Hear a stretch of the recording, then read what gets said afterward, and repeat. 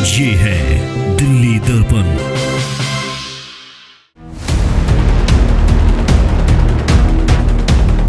बाकी जिसके खिलाफ मैं ये केस कर रहा हूँ वो एक बिल्डर है, एक बहुत बड़ा चीटर है, और इसके रिकॉर्ड देखोगे तो बहुत कुछ मिल जाएगा।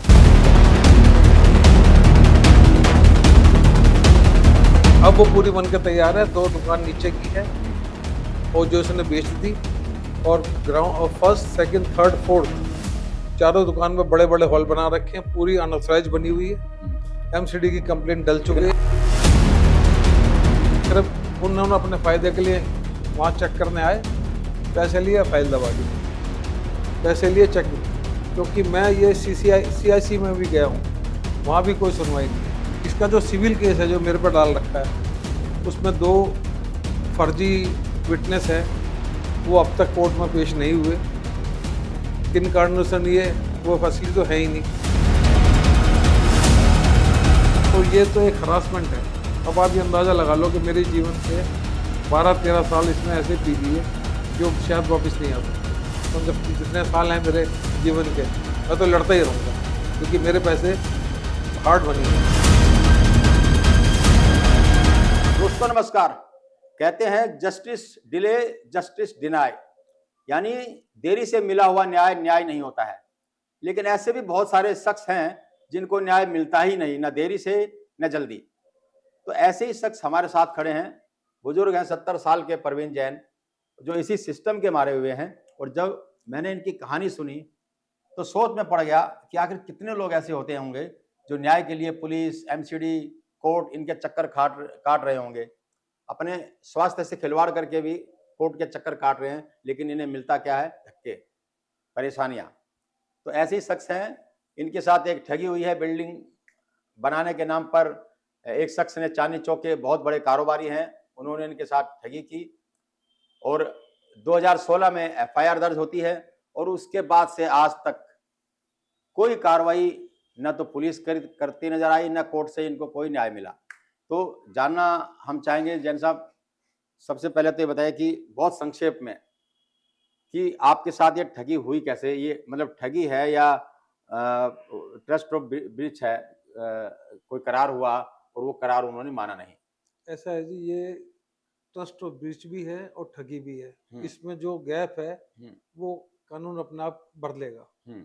2013 के अंदर एक मेरे कॉमन फ्रेंड थे अशोक गुप्ता के साथ, LS सोलंकी, जो MM रिटायर रहे हैं, VRS लिया था उन्होंने।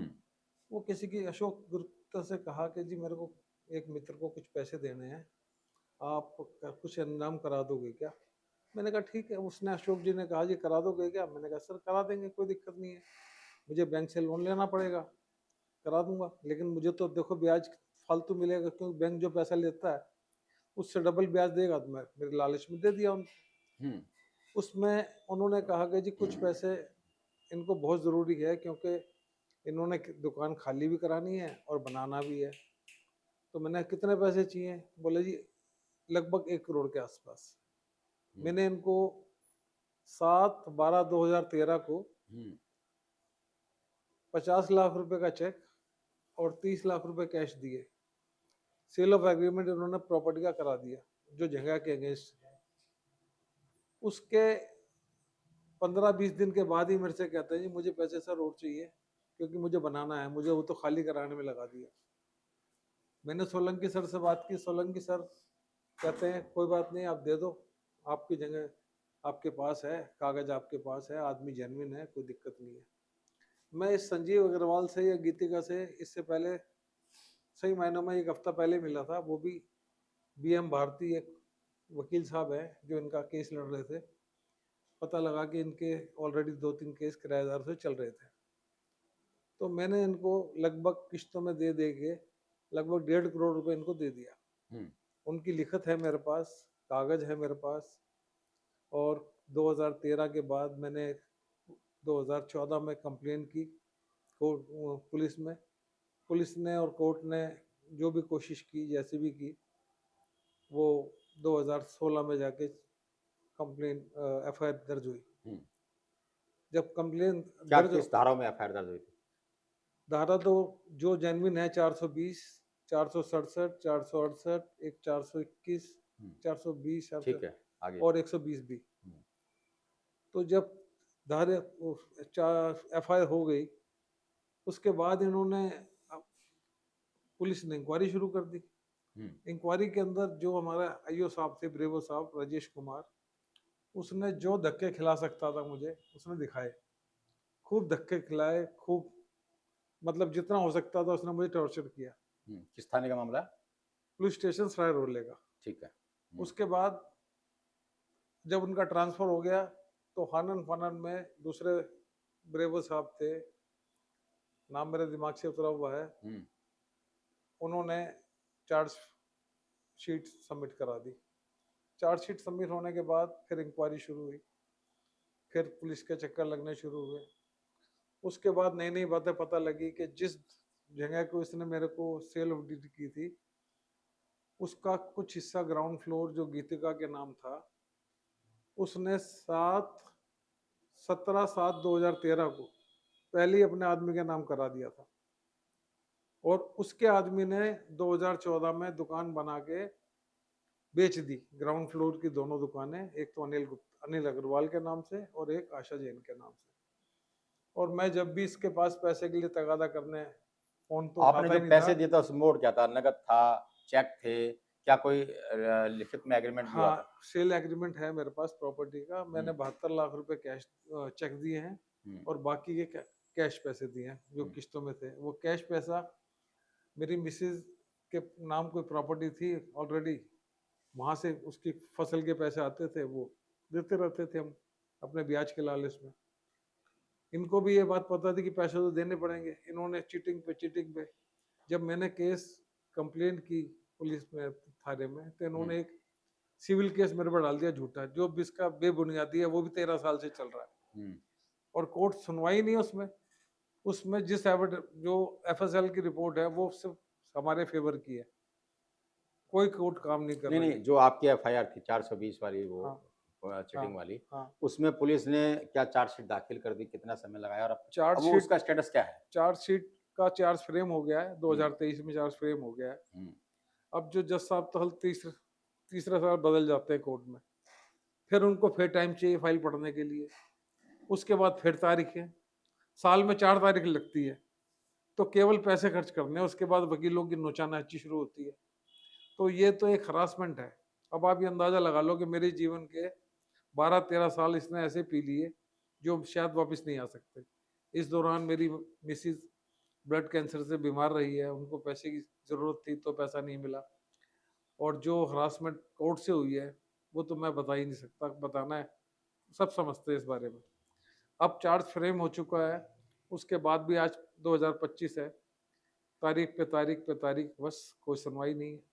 मैं तो यही कहना चाहता हूँ कि मेरे केस को जल्दी निपटाया जाए, और सेकेंडली जो पहले सिस्टम था फास्ट ट्रैक का, उसमें लगा के कम से कम मेरे जैसे लोगों को राहत मिले। चलिए देखिए, बहुत ज़्यादा निराश होकर के हमारे पास आए हैं। एक दो वीडियो इन्होंने देखी थी दिल्ली दर्पण टीवी पे, तो लगा कि अगर कोर्ट से कोई न्याय नहीं मिल रहा है तो क्यों नहीं इस आवाज़ को सत्ता के उस शीर्ष स्तर तक पहुंचाया जाए जहां इसका समाधान संभव है। पुलिस से आपको क्या शिकायतें हैं? जैसे बहुत बड़ी FIR शिकायत है। कितने टाइम बाद FIR दर्ज हुई, बहुत और FIR दर्ज होने के बाद इन्वेस्टिगेशन में क्या आपने आपसे भी बयान तो लिए होंगे, क्या इन्वेस्टिगेशन की, उसकी फाइंडिंग्स क्या थी?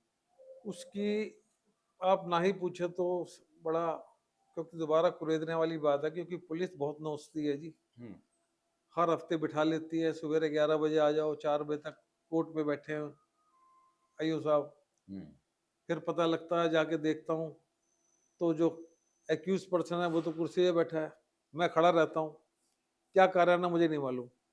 बाकी जिसके खिलाफ मैं ये केस कर रहा हूँ वो एक बिल्डर है, एक बहुत बड़ा चीटर है, और इसके रिकॉर्ड देखोगे तो बहुत कुछ मिल जाएगा, लेकिन इसकी कोई सुनवाई नहीं। मैं तो इस बात से बड़ा हैरान हूँ कि दूसरी तारीख पे उसको जमानत मिल गई। ऐसे आदमी को जमानत जब मिलनी चाहिए जब पैसे जमाओ। अरे हमने तो पैसे दिए हैं। जब सारी इंक्वायरी हो गई और हम ये कह रहे हैं कि हमने पैसे दिए और आप कह रहे हो हमने लिए, प्रूफ है, तो फिर जमानत किस बात की? और वो भी नॉमिनल 10-10 हज़ार रुपए की जमानत। हो सकता है उसको पुलिस लेन देन का मामला मान रही हो। या ट्रस्ट और ऐसा ब्रीच का मामला मान रही हो चीटिंग की बजाय? देखो, ये तो पुलिस की इंक्वायरी के बाद जब हमने चार्जशीट हो गई, फिर तो आदमी पैसे जमानत कैंसिल कर सकता है। हम्म, कोर्ट के अंदर एक प्रोविजन होना चाहिए कि भाई जब एक केस तुम्हारे में फ्रेम हो गया, उसके बाद तो पैसे जमा कराओ या फिर अंदर जाओ। बेल कैंसिल होनी चाहिए इनकी, तभी तो ये कोर्ट पे केस चल रहे हैं कोर्ट के अंदर। कितना लोड भर रहा है जज साहब के पास भी। अब 1,60,00,000 रुपए का मैंने इससे चेक लिया था, उसके अंदर भी 4 साल से 5 साल से धक्के खा रहा हूँ मैं, कोई सुनवाई नहीं है।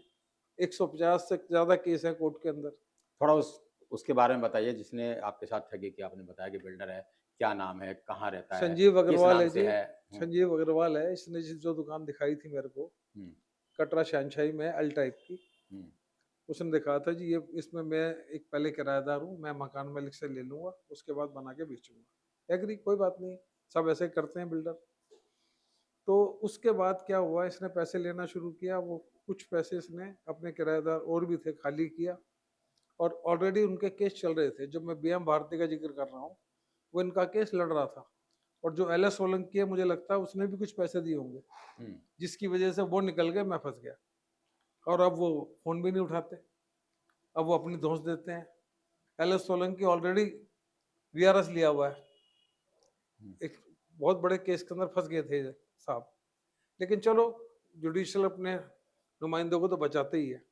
अब मैं इस जिस वो दुकान, बिल्डिंग जो बन रही थी, हाँ, वो तो जिसके अगेंस्ट आपने पैसा दिया या आपने कहा कि सेल डीड लिखवाई, क्या एग्रीमेंट हुआ था, वो बिल्डिंग उस टाइम खंडर थी। खंडर थी। उस टाइम सिर्फ ये किराएदार का एक हिस्सा था इसके पास। अब वो पूरी बन के तैयार है। अब वो पूरी बन के तैयार है, 2 दुकान नीचे की है, हम्म, और जो इसने बेच दी। हम्म, और ground first, second, third, fourth, hmm, चारों दुकान में बड़े बड़े हॉल बना रखे हैं, पूरी अनऑथराइज बनी हुई है। हम्म।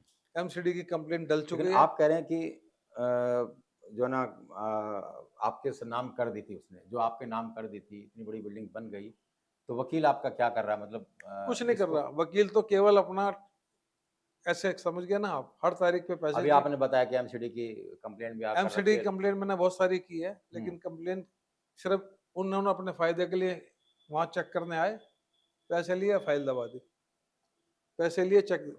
क्योंकि मैं ये सीआईसी में भी गया हूँ, वहां भी कोई सुनवाई नहीं है। तो फिर आखिर में थक ही गया कि भाई क्या करना चाहिए। और मैं, इसका जो सिविल केस है जो मेरे पर डाल रखा है, उसमें 2 फर्जी विटनेस है, वो अब तक कोर्ट में पेश नहीं हुए। किन कारणों से नहीं है, वो असली तो है ही नहीं, ये तो बात मैं भी जानता हूँ। अब कोर्ट को खुद पता होना चाहिए कि जो बंदा पहले ही पैसे लेके बिल्डिंग बना रहा है और बेच रहा है, तो फिर दोबारा कैसे बेच सकता है ये। कोर्ट को इस बात की तो लेकिन सही मायने में तो कोर्ट के पास, कोर्ट को तो आप लोग ही बताओगे ना, आपका वकील बताएगा। हम बता चुके, हाँ। कागज बता चुके, कागज सबमिट कर चुके। हम्म। अब जज साहब के पास ही टाइम नहीं है। तो अब आपको उम्मीद है कुछ, और क्या? जब मैं आपके पास आया हूँ तो किसी उम्मीद से ही आया हूँ, जो होगा बाकी सब ठीक ही है। मैं तो यही कह सकता हूँ, जब जितने साल हैं मेरे जीवन के, मैं तो लड़ता ही रहूंगा, क्योंकि मेरे पैसे हार्ड बनी है। कोई मतलब किसी ने, मुझे लॉटरी नहीं निकली, कोई मैं सट्टे जुए में नहीं खेला, जैन परिवार से संबंध रखता हूँ।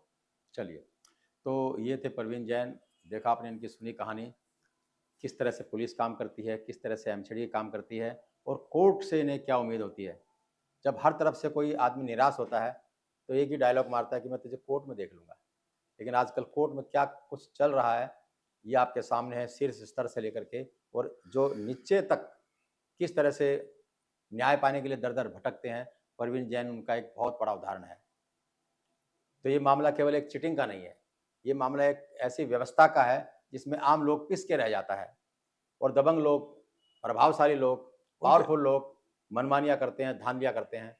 तो ऐसे में सवाल उठता है कि आखिर इस समाज का होगा क्या, देश जा किस दिशा में रहा है, कब इस तरह की घटनाओं पर, इस तरह के सिस्टम पर विराम लगेगा।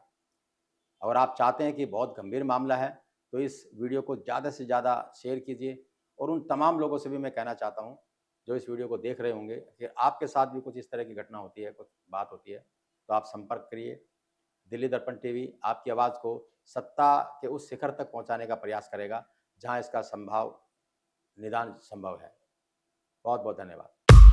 लेटेस्ट खबरों के लिए सब्सक्राइब करें हमारा YouTube चैनल या फिर लॉग ऑन करें www.delhidarpantv.com। खबरों की कवरेज और विज्ञापनों के लिए संपर्क करें।